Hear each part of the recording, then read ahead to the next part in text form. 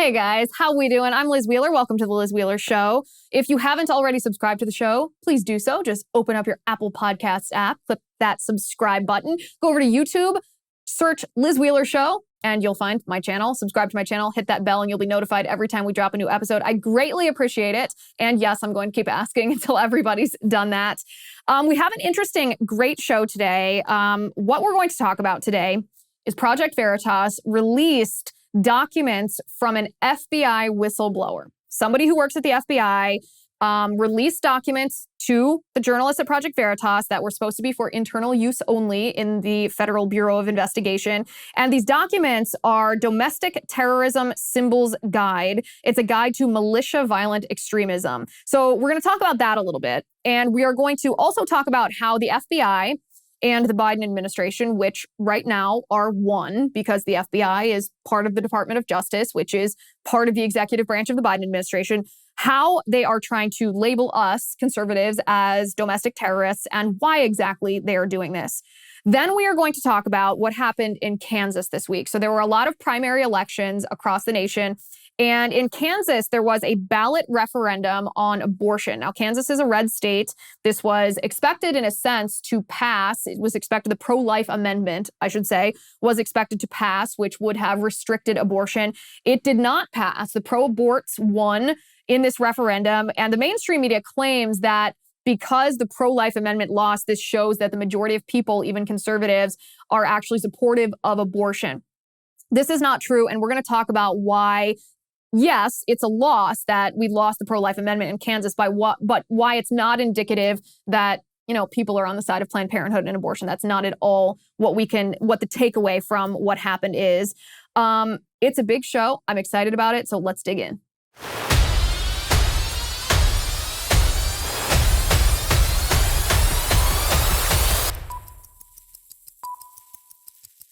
Thank goodness for American Hartford Gold. If you're like me, then you are growing more and more concerned about our future. Inflation is at its highest level in my lifetime, in 40 years. Interest rates are skyrocketing. If you want to protect your future, then I recommend that you do what I did. I called the only precious metal dealers that I trust, American Hartford Gold. They can show you how to protect your savings and your retirement accounts by diversifying your portfolio with physical gold and silver. All it takes to get started is a short phone call, and they'll have physical gold and silver delivered right to your door or inside your IRA or 401k. And they make it easy. They are the highest rated firm in the country with an A+ rating from the Better Business Bureau, and therefore thousands of satisfied clients. If you call them right now, they will give you up to $1,500 of free silver on your first order. So don't wait. Call them now. Call 866-781-7499. The phone number is 866-781-7499. Or if you prefer text messaging, you can text my name, Liz, to 65532. Again, the phone number is 866-781-7499. Or text Liz, L-I-Z, to 65532. You'll be glad you did. Okay. So Project Veritas strikes again. They are the premier investigative journalism outfit in the country. It's actually been remarkable to watch the trajectory of James O'Keefe's outfit from when he started. It was kind of a one-man thing. He was trying to be a muckraker. He was an undercover journalist. It was him. He was the business. He was reporting on stories that the mainstream media refused to report on. And now it's grown into this operation which is doing the work that no one else is doing on a large scale against corruption that rivals almost no other corruption that we've ever seen in our nation. If it weren't for Project Veritas, there are so many abuses of power in our nation that we would simply, as citizens, be unaware of at least the organization of that corruption behind the scenes. So Project Veritas got a hold of FBI documents from a whistleblower at the FBI. By the way, let me just interrupt myself for a second and say, this is what I like to see from career men and women at the FBI. These agencies, these executive agencies, particularly the ones that deal with law enforcement, meaning they have the power to abuse their authority and violate our rights, this is what we need to see from them. We need to see the honest men and women who are unhappy with the state of their agency, unhappy with the politics that has pervaded The agencies, we need to see them exposing this abuse because they're the ones who can make the biggest difference right now. They're the ones that can say, hey, look what's happening behind the scenes. The FBI actually is targeting you because you're conservative, and I have proof of it. So this takes incredible bravery, incredible courage, and I would like to extend our thanks to this FBI whistleblower. You're exactly what our country needs right now. You are acting as a patriot. So this whistleblower gave Project Veritas a document called the Domestic Terrorism Symbols Guide on Militia Violent Extremists. You can see this on the screen. And I want to read through what this handout at the FBI is and what it says and talk about a little bit what it means. So at the very top of the page, you can see it says unclassified, law enforcement sensitive, FBI internal use only. I don't know about you, but I kind of like to see things that we're not supposed to see. I always get a little thrill when I get a hold of classified information or otherwise embargoed reporting. And, the same holds true for this. I'm very happy to see this. Federal Bureau of Investigation, it reads Domestic Terrorism Symbols Guide, Militia Violent Extremism. So the summary of this says the following symbols are used by anti-government or anti-authority violent extremists, specifically militia violent extremists, which they use the acronym MVE for militia violent extremists. MVE symbols are often found on propaganda, online platforms, memes, merchandise, group logos, flags, tattoos, uniforms, etc. Widespread use of symbols and quotes from American history, especially the Revolutionary War, exists within MVE networks. Let's just stop there for a second. Shall I reread this sentence? This actually came out of the mouth of the FBI. Widespread use of symbols and quotes from American history. Yeah. Think about all the times that you've tweeted quotes from Ronald Reagan, or lines from the Declaration of Independence, or proverbs of Ben Franklin, or anything else. Anytime you've talked about the history of the founding of our nation, or the Civil War, or the Constitution of the United States, literally the FBI is now labeling those of us who do that on a regular basis, because I do that too, of course, obviously, as a potential flag for being a militia violent extremist. This is the sentence. Widespread use of symbols and quotes from American history, especially the Revolutionary War, exists within MVE networks. Historic and contemporary military themes are common for MVE symbols.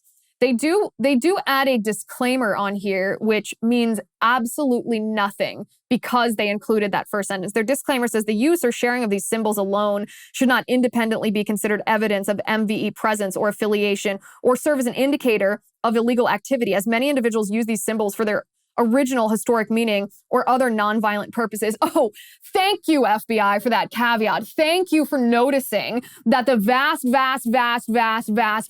majority of Americans who study American history, who like the symbolism and the graphics that have been handed down from our founding fathers for 250 years to us, thank you for noticing that the vast majority of us, that doesn't associate us with violent militia groups. This caveat is the most ridiculous thing, because if they actually meant what they said in this caveat, then they wouldn't have this document at all. What they actually mean is that sentence, historic, where they say widespread use of symbols and quotes from American history, especially the Revolutionary War, exists within MVE networks. They absolutely identify quotes from history and symbolism as being a violent extremist. They want to label us conservatives, because conservatives, of course, like American history. Liberals don't like America, so they don't like American history unless they can twist it to fit their political agenda, which is to tear down the structure of government and our social fabric.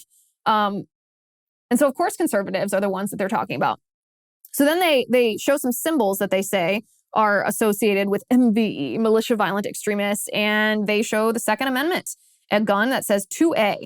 2A, now, anybody who's on Twitter, if you search 2A, it's a hashtag 2A, and it's how all of the tweets about the Second Amendment are aggregated on Twitter, so that if you're interested in that topic, you can search for 2A, and that's where you'll find tweets about the Second Amendment. So this is what the FBI writes. They say 2A, MVEs justify their existence with the Second Amendment due to the mention of a, quote, well-regulated militia, as well as the right to bear arms. Again, how many law-abiding gun owners in the United States are there? Compare that to how many people are not law-abiding with their firearms.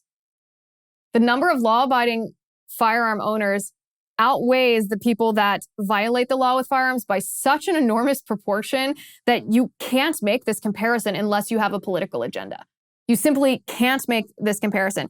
So the FBI goes on to say, and we'll talk about in a minute why you can't make that comparison, but I want to talk about these flags first. So a little bit further down on the page, it says the FBI writes commonly referenced historical imagery or quotes. The first thing up here is the Gadsden flag. This is the don't tread on me flag, the yellow flag with a snake that says don't tread on me. Actually, let me tell you my reaction. When I first saw this, I saw this a little bit earlier and I turned to my husband and I said, don't we actually have this flag flying outside of our house right now? It turns out that I'm simply a bad Navy wife and I did not differentiate between the Gadsden flag and the Navy Jack, the original Navy Jack, which is the red and white striped flag with the rattlesnake on it that says don't tread on me. They're very, very similar. So in my defense, they're extremely similar, but they are two separate things. However, the Gadsden flag, this is what the FBI writes, historical American symbol representing gun rights and limited government. That to the FBI is a symbol of militia violent extremism, a symbol representing gun rights and limited government.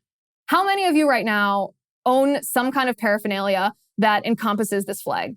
If I had to take a guess right now, I would say that a hefty percentage of conservatives in general own some kind of don't tread on me paraphernalia, whether it's the flag, whether it's on a license plate, whether it's a t-shirt, whether it's a mug, whatever it might be. A lot of people own this. And the only reason that you would associate this with extremists, with domestic terrorists, is if you were trying to define all conservatives as domestic terrorists. So the other flag on here that I want to note is the Betsy Ross flag. The Betsy Ross flag is the American flag, but without the symbols of all 50 states, because obviously at the time of the Revolutionary War, when this was created, there were 13 colonies, not 50 states. So this is what the FBI writes. Betsy Ross flag, Revolutionary War imagery, hearkening back to the 13 colonies and calls for revolution.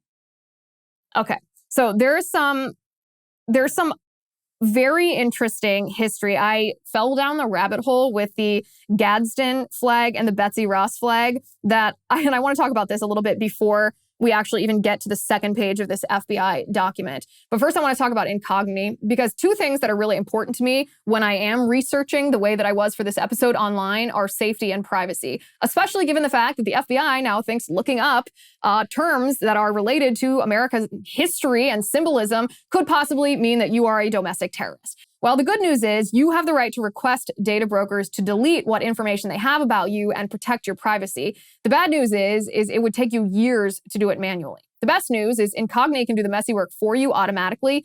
Incogni helps you protect your privacy and take your personal data off the market because they reach out to data brokers on your behalf, requesting your personal data removal and then dealing with the company's objections. Now, this could be your name, your email, your home address, your phone number, the names of your relatives even, your social security number, your employment history, your shopping habits.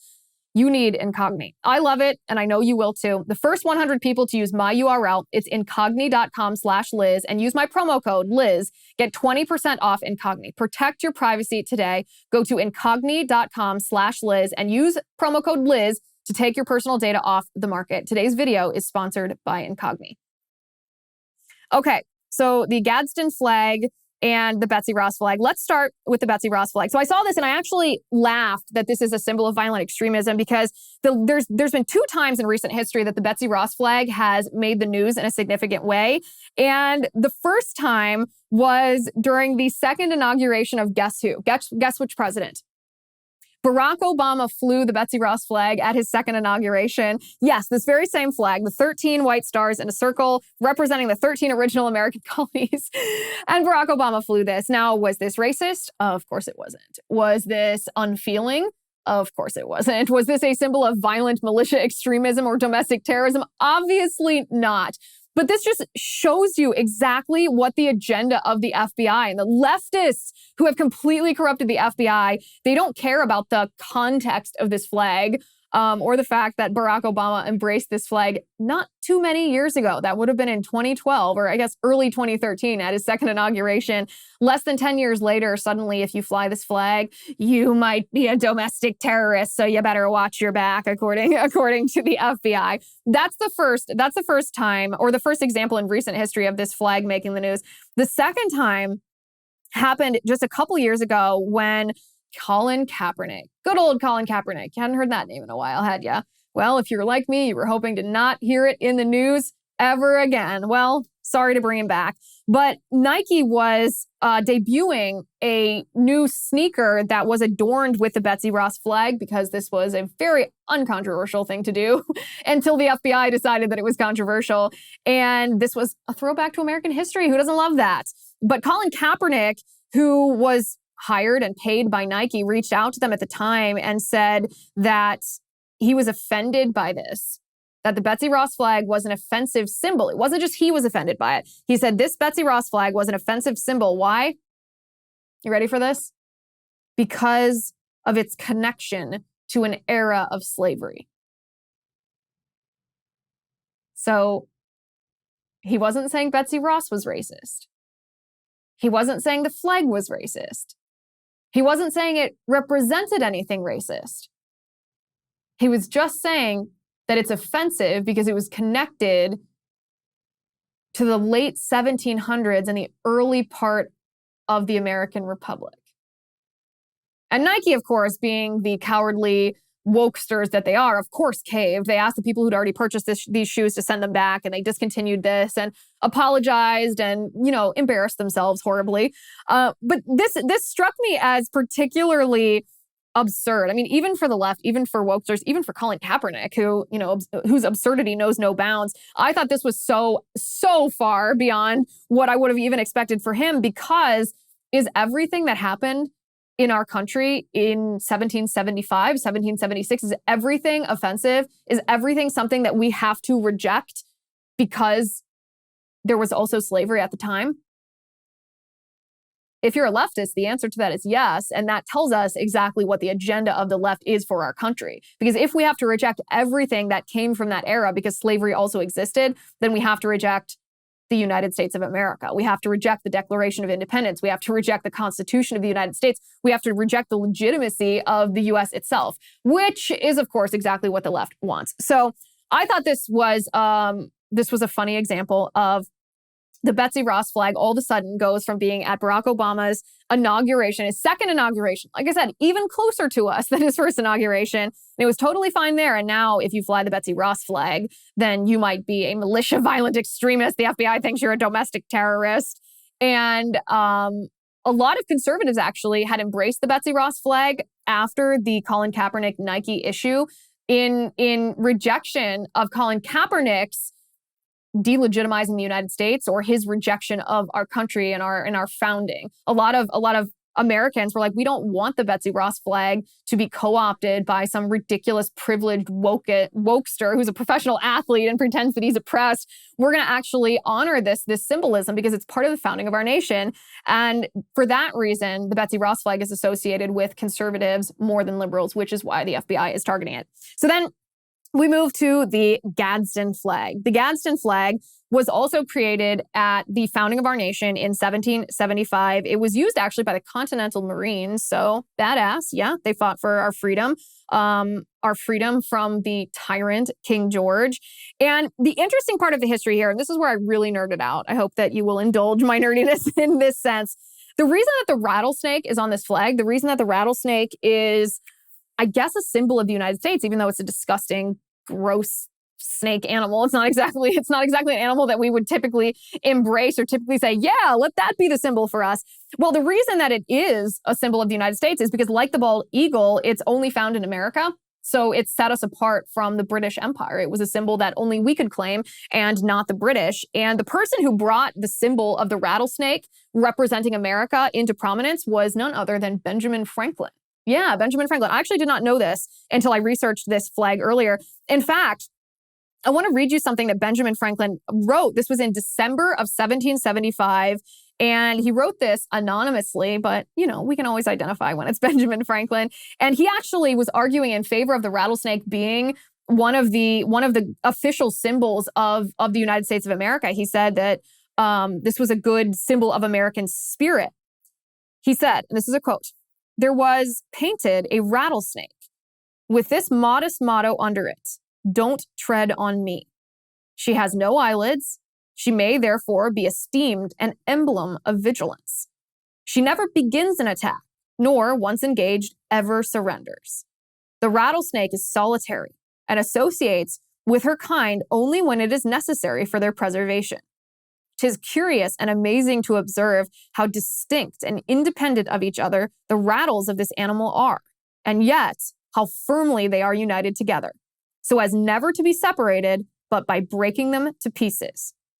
The power of fascination attributed to her by a generous construction may be understood to mean that those who consider the liberty and blessings which America affords and once come over to her never afterwards leaves her, but spend their lives with her."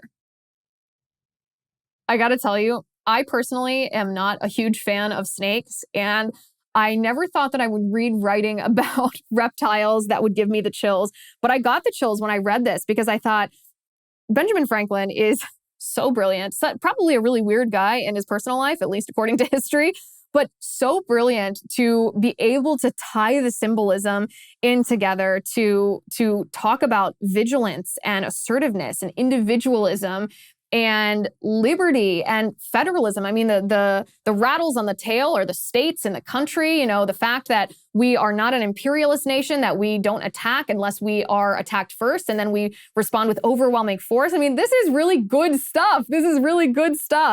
And for this reason, the rattlesnake symbol was actually adopted by the Continental Congress in 1778. In fact, this flag is still flown officially in some towns in South Carolina, where the designer of this flag, his name is Christopher Gadsden. That's where he's from, and this flag is still flown there. But here's the thing. The FBI identifies the Gadsden flag as a possible symbol that you, my friends, are a domestic terrorist. But there are states across the country where you can actually get a license tag on your car, courtesy of the state, that encompasses the Gadsden flag.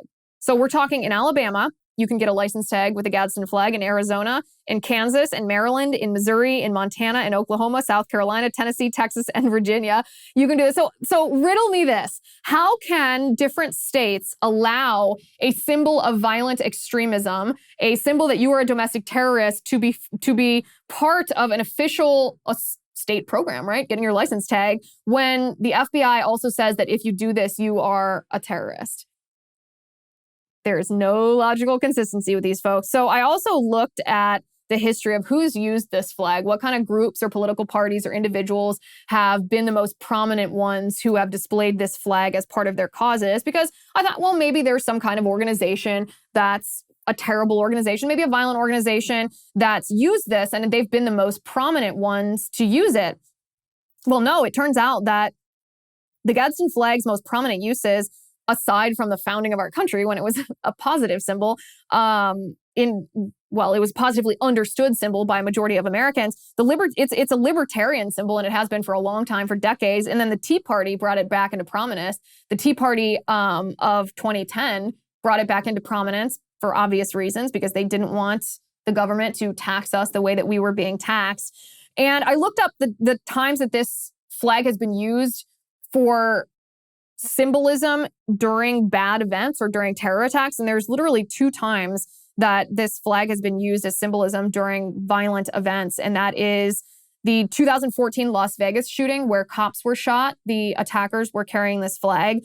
And then really, the second example is not really a violent event. There was violence that happened at the event, but one woman on January 6th was carrying this flag. And that, my friends, is the reason why the FBI has identified this, because they want January 6th to be associated with really, truly violent, awful, evil events like the assault and assassination of police officers. So we have to, and by the way, it's not just this symbol has not just been used by the right. It's actually been used by the left as well. In the wake of the Orlando nightclub shooting, you remember when that happened. It was horrible, a massacre. Well, actually, gay rights activists adjusted this flag. They did a different version of it that had the rainbow flag with the rattlesnake and "Don't tread on me," to show that they were not going to sit still and be attacked, that they were going to fight back. So this isn't even just a conservative symbol here. But one of the things that I kept thinking when I was looking at this document earlier, when I was looking at how they're associating the Betsy Ross flag and the Gadsden flag with violence, when neither of them predominantly are used by violent groups or to justify violence or to symbolize violence, is I thought this is the same logical inconsistency or the same logical fallacy as claiming that the Bible, reading the Bible, or being a professing Christian means that you are more likely to abuse someone in the name of your religion. And what I mean by that is if 999,999 people out of 1 million people are using the Gadsden flag, the "Don't Tread on Me" flag, for patriotic reasons, because they don't want government to infringe on their right, and 1 out of 1 million person uses that flag during a violent or inappropriate action or behavior, then the predominant way that the flag is used is not for any nefarious purposes, and it shouldn't be associated with that one person that has co-opted it.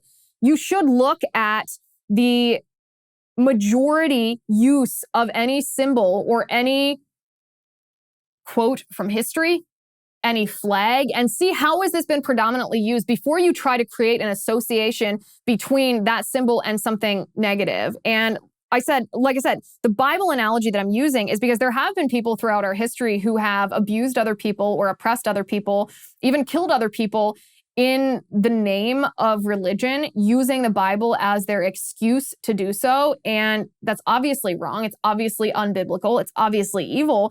But the vast, vast majority of professing Christians who read the Bible to worship God and to learn God's word, to steep themselves in God's word, do not use that Bible for violence. And so if you were to say, or if the FBI was to say, reading the Bible is a sign to us that you might engage in religious persecution, we would all say, don't be absurd. Don't be ridiculous. Of course it doesn't, because the vast majority of people that read the Bible don't act like that. You base your correlation on what the majority of people who are engaging in that action or using that symbol do with that symbol. You don't base a correlation on this very, very minority fringe, one person, 2 person, 1 in a million type of situations. You only do that. You don't do that if you're an honest person, I should say. You don't do that if you're a politically neutral person. You do that if you are a dishonest political hack who's trying to weaponize the federal government in order to come after your political opponents. Okay, so let's turn to the second page. This is only the first page that we're through of this document. Let's turn to the second page. But before we do that, I want to talk to you about Beam Organics. I like Beam Organics because it does the trick when it comes to sleepless nights. Did you know that poor sleep can cause weight gain, mood issues, poor mental health, and lower productivity? Not many people realize this, but having a consistent nighttime routine is so important to your body's overall health. Well, let me tell you, a better tomorrow starts tonight. Let me introduce you to Beam Dream. Beam is the world's most innovative functional wellness brand with unique products for everything, from sleep to recovery. And today you get a special discount available for Beam's sleep product. It's called Dream Powder. It's their best-selling healthy hot cocoa. It contains natural sleep-promoting premium ingredients, triple lab-tested, no THC, and you wake up refreshed. 98% of people surveyed fall asleep faster when taking Beam Dream, and 99% of people experience better sleep quality. You just mix Beam Dream into hot water or milk, you stir, and you enjoy 30 minutes before bedtime. If you don't love it, you can get your money back, guaranteed. For a limited time, get $20 off when you go to my URL. It's beamorganics.com/Liz and use my promo code Liz at checkout. That's BEAM organics.com/Liz and use code Liz for $20 off at checkout. Okay, so that was only the first page. Now we have to go through the second page. Second page starts with common phrases and references. And these are some of the phrases. When tyranny becomes law, rebellion becomes duty. Well, That's a sentence that existed in American history. This is another one. The tree of liberty must be refreshed from time to time with the blood of patriots and tyrants. That's actually a really important, really philosophical sentence that we should consider as the American people. We should learn from our history. Yet the FBI says if we talk about this, if we say this, then we aren't honoring our history and learning from our past. We are domestic terrorists. They say the phrase, this one killed me. They said the phrase, well-regulated American militia.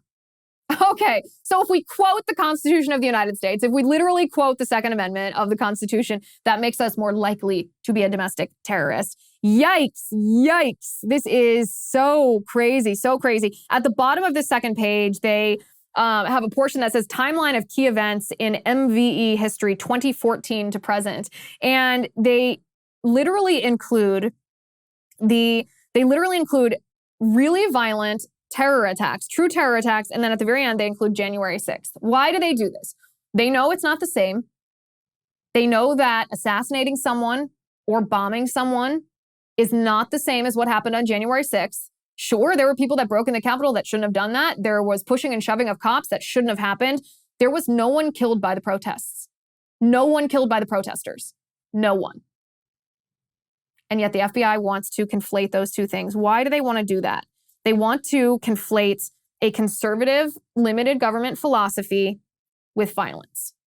The purpose of this document is to redefine violence. The left has been trying to redefine violence for a long time, telling us that our speech and our beliefs are violent, whereas their violence is just free speech. The purpose of this is to make sure that everyone in the highest echelons of law enforcement in our nation thinks that conservatives, if they embrace American history and patriotism, limited government philosophy, are more likely to be domestic terrorists. It's a very dishonest tactic. It's a very disgusting tactic. It also demonizes the founding of our country, which delegitimizes our nation, which, again, we talked about that earlier. That's the point here. But here's the thing. In a practical sense, calling you and I domestic terrorists when the FBI or the left calls us domestic terrorists, it's actually the easiest way to shut us up.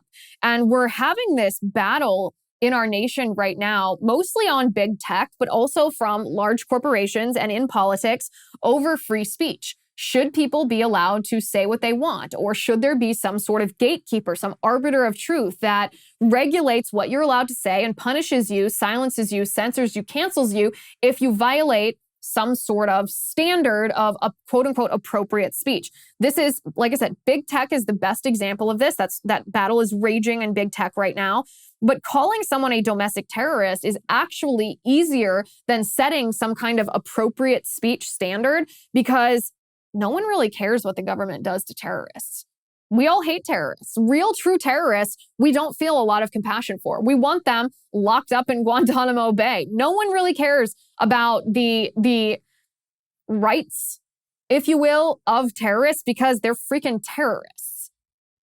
And so when the FBI tries to label us terrorists, it does the same thing. They're trying to make it so the vast majority of people associate conservative values with terrorism and therefore don't really care that much what the government does to conservatives based on their political beliefs.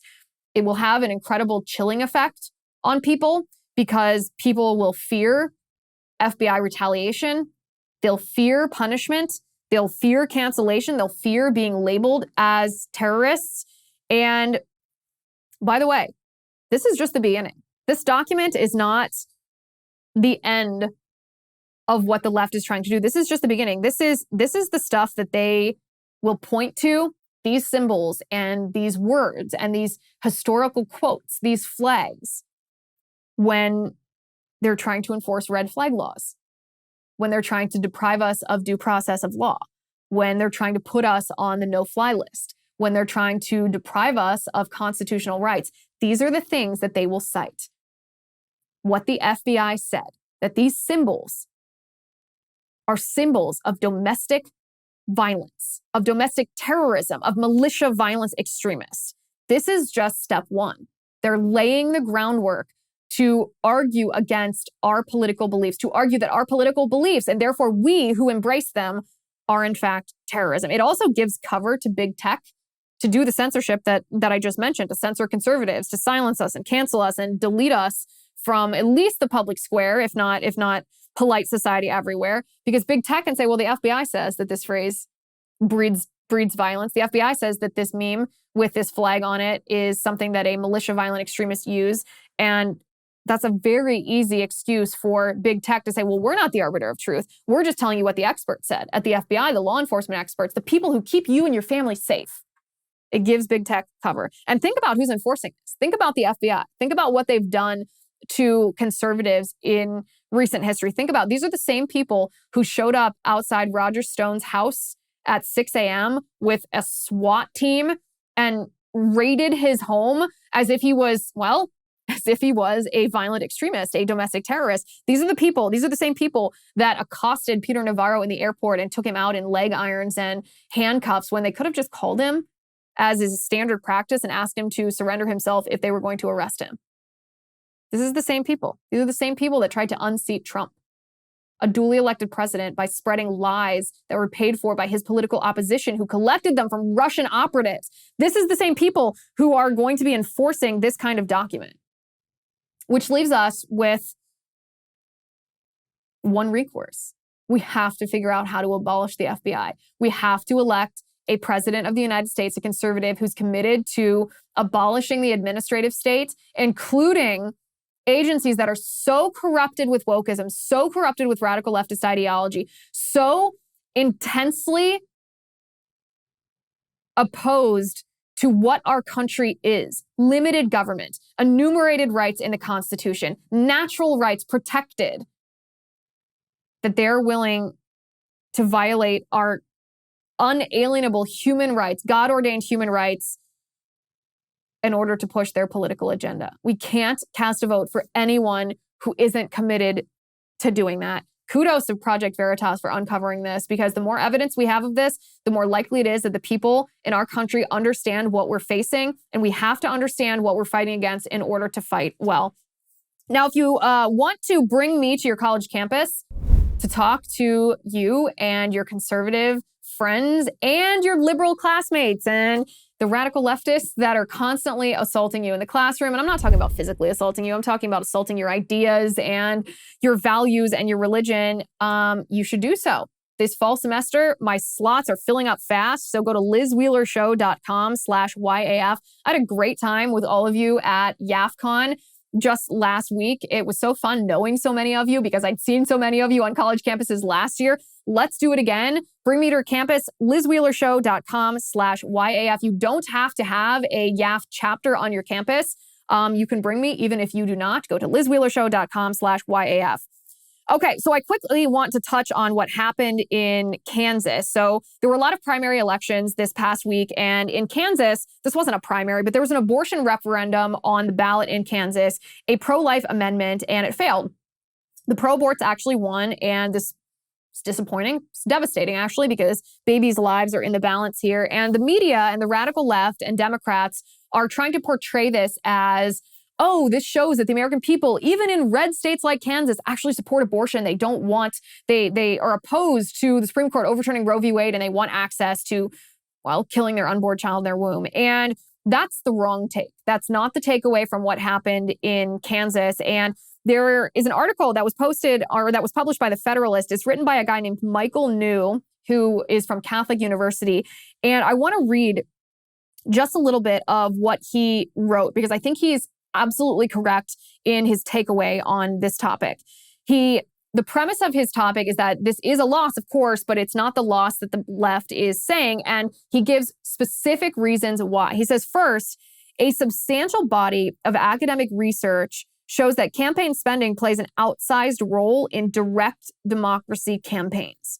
Since abortion is a multi-billion-dollar industry subsidized with millions of state and federal taxpayer dollars, supporters of legal abortion can almost always outspend pro-lifers. Indeed, that was the case in this election. Media reports indicate that Kansans for Constitutional Freedom, which opposed the amendment, outspent the Value Them Both, that was the pro-life campaign, by over $1 million. Okay, so when you have a ballot referendum, which is direct democracy, it's not something that happens through the legislature. Money is a huge indicator in the outcome of that referendum. So money, basically these ads convince people. So whoever spends more typically wins. He also says, second, history shows pro-life ballot propositions can win but only when two conditions hold. The first condition is that the campaign must take place in a conservative state. The second is that the pro-life policy change must be popular, incremental, and difficult to caricature. Indeed, pro-lifers have used direct democracy to stop taxpayer funding of abortion via state Medicaid programs in Colorado, Arkansas, and West Virginia. Additionally, pro-life parental involvement laws prevailed at the ballot box in Florida, Alaska, and Montana. On Tuesday in Kansas, the first condition held, but the second did not. The long-term implications of the Value Them Both amendment were somewhat unclear, and that made it easier for our opponents to distort the measure. Remember, he writes, back in 2011, a personhood amendment was defeated in Mississippi, one of the most pro-life states in the country. A large reason for the defeat is that the implications of the amendment were unclear. Some voters thought it would affect in vitro fertilization or access to contraception. Third, the Kansas vote took place after the Supreme Court's Dobbs decision. Since the reversal of Roe, corporate media coverage of sanctity of life issues have become even more partisan and more biased. The media have amplified rare scenarios where pregnant women did not receive proper medical care, due in most cases to misunderstandings by medical professionals, not because of protective pro-life laws. Corporate media coverage of the outstanding work of pregnancy help centers post-Dobbs has been virtually non-existent. I read this and I thought, well, this is extremely encouraging and exactly what pro-lifers need to do, because the fight over abortion in the wake of Roe v. Wade being overturned is not over. The fight is just beginning. We now go back to all of the states, and the fight over abortions at the state level is not going to be predominantly in blue states. It's going to be in red states. In blue states, we can pretty much assume that they're going to have very permissive abortion laws. But in red states that would otherwise be pro-life, these blue states and the abortion businesses are going to send so much money into these states to try to make abortion legal, even in red states. That's exactly what happened here. So what we as conservatives should do in the wake of this loss is we should understand why we lost. We should understand the nuances of how to create a successful campaign for pro-life laws in red states, and then we should go for it. So yes, we lost a battle, but we have not lost the war, and we certainly haven't lost public opinion. So don't let the mainstream media fool you. Okay, that is it for me today. Don't forget, tomorrow on the Liz Wheeler Show Community on Locals, we are having a Q&A where VIP has asked me questions and I answer your questions about the topics that matter most to you, and some just funny ones. So join us over there, LizWheelerShow.com/locals. Thank you for watching today. Thank you for listening. I'm Liz Wheeler. This is the Liz Wheeler Show.